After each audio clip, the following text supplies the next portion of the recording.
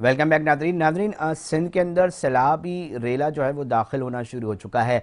आज हम इस प्रोग्राम में कोशिश करेंगे कि आपको थोड़ा तफसील से समझाएं कि पहले सैलाबी रेला किस बराज की तरफ आएगा और उसके जो इलाके हैं वो कौन से हैं और अब तक क्या सूरत हाल है और क्या एक्सपेक्ट की जा रही है और कितना बर्दाश्त ये बराज जो हैं वो कर सकते हैं। हमारे साथ नदीम अब्बासी साहब हैं, वहाँ के कॉरेस्पॉन्डेंट। नदीम, बताइएगा क्या सूरत हाल देख रहे हैं, अब तक कितना पानी पहले कहाँ कहाँ पहुँचेगा, उन नाजरीन को जो बिल्कुल नए जुड़े हैं हमारे साथ उनके लिए बिल्कुल डिटेल में ज़रा समझाएं। देखिए, ये पंजाब में जो सैलाबी सूरत हाल थी वो अब सिंध की जानिब बढ़ रही है। जी। सिंध की जानिब जैसे जैसे बढ़ रही है तो सिंध इंतजामिया की जानिब से कंप्लीट इंतजाम कर लिए गए हैं। जो गुड्डू बैराज है अभी वहां पर जो करंट सिचुएशन है वो तकरीबन 4,30,000 पानी वहां से गुजर रहा है। ठीक है। लेकिन गुड्डू बैराज की जो सलाहियत है वो 11 से 10 लाख क्यूसेक पानी बर्दाश्त करने की सलाहियत है। ठीक है। और अगर बात की जाए सक्खर बैराज की तो सक्खर बैराज 8 से 9 लाख क्यूसेक पानी बर्दाश्त कर सकता है। लेकिन अब ये कहा जा रहा है कि मेरी बैराज इंतजामिया से बात हुई थी, सक्खर बैराज इंतजामिया से बात हुई थी, जो कंट्रोल रूम अथॉरिटी है उन्होंने ये कहा था कि पिछले जो पंजाब के दरिया हैं उनसे पानी जो होता हुआ आ रहा है वो गुड्डू बैराज पर शामिल होगा। वो तकरीबन 5.5 लाख क्यूसेक का रेला है जिसको हम ऊंचे दर्जे का सैलाबी रेला कह सकते हैं। ठीक है। लेकिन वो 2 दिन के बाद सक्खर बैराज से गुजरेगा। सक्खर बैराज तक जब वो पानी पहुंचेगा तो तकरीबन 4,75,000 क्यूसेक होगा वो। ठीक है। फिर वो आ जाएगा कोटरी बैराज पर। कोटरी बैराज की अगर बात की जाए तो कोटरी बैराज पर इस वक्त 1,73,000 क्यूसेक पानी गुजर रहा है। लेकिन जब वो सक्खर से होता हुआ कोटरी की साइड जाएगा तो तकरीबन 3 से 4 दिन लगेंगे उसको। वो वहां पर 3,75,000 क्यूसेक पानी दे जाएगा। लेकिन कहा यह जा रहा है बैराज इंतजामिया की जानिब से कि ये नॉर्मल सैलाब है।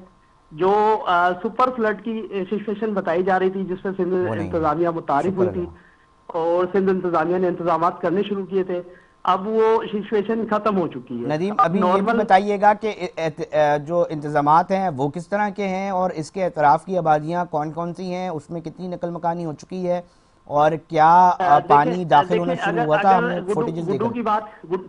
अगर गुड्डू की बात की जाए तो गुड्डू के एतराफ में कश्मीर के कच्चे के इलाके लगते हैं, उधर से घोटकी के कच्चे के इलाके लगते हैं। अगर सक्खर की बात की जाए तो सक्खर के पन्नो आकिल के कच्चे इलाके लगते हैं। वहां से 11 रेस्क्यू 22 की जानिब से जितने भी वहां पर रिहायश वजीर हैं उनको तकरीबन रेस्क्यू कर लिया गया है कच्चे के इलाके को।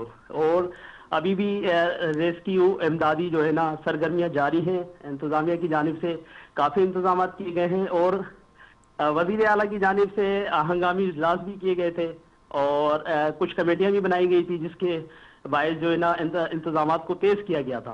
और उन बंदों की निगरानी की गई थी जो हसास बंद थे, जैसे कि अपना कनकोट का बंद है। कनकोट का बंद एक हसास बंद है, जब करमपुर का बंद एक हसास है। यहाँ पर पन्नो आकिल के करीब एक बंद है जो जिसको हसास करार दिया गया था। अच्छा नदीम, एक और भी इजलास हुआ था जिसके अंदर ये बोला जा रहा था जी कच्चे के जो क्रिमिनल एलिमेंट हैं उसके हवाले से भी कोई हिकमत अमली बनाई थी, तो उस हवाले से क्या हुआ? और बयान भी था कुछ दिनों कबल के वज़ीर दाखिला लजार साहब का कि जी या तो सरेंडर होंगे डाकू या मारे जाएंगे।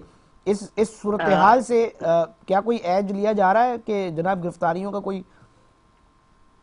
नहीं जी, बिल्कुल इस तरह की कोई सिचुएशन नहीं है। बंदों पर हिफाजती कैंप लगाए गए हैं। वहां पर जो सैलाब से जिनको रेस्क्यू किया जा रहा है वहां पर बंदों पर उनको जो है ना रिहाइश के लिए कैंप लगा के दिए गए हैं। नदीम साहब, वहां पे कच्चे के जो डाकू हैं वो भी तो बाहर आएंगे ना, उनको क्या उनकी गिरफ्तारी उसके ऊपर मैं उनके लिए एसएसपी सक्खर और डीआईजी सक्खर की जानिब से और हमारे जो मिनिस्टर ने ऐलान किया था उनकी जानिब से ये कहा जा रहा था कि अगर वो आए सिलेंडर करना चाहते हैं तो उनको तहफ़्फ़ुज़ दिया जाएगा और वो उनके ऊपर मजीद कोई क्रिमिनल रिकॉर्ड उनके ऊपर नहीं मतलब इजाफी नहीं डाला जाएगा। उनको जो है ना जो होए उनका तो उसकी कोई अपडेट आ रही है? क्योंकि कच्चे के इलाकों में तो मैं सुन रहा था कि जी पानी आना शुरू हो चुका है।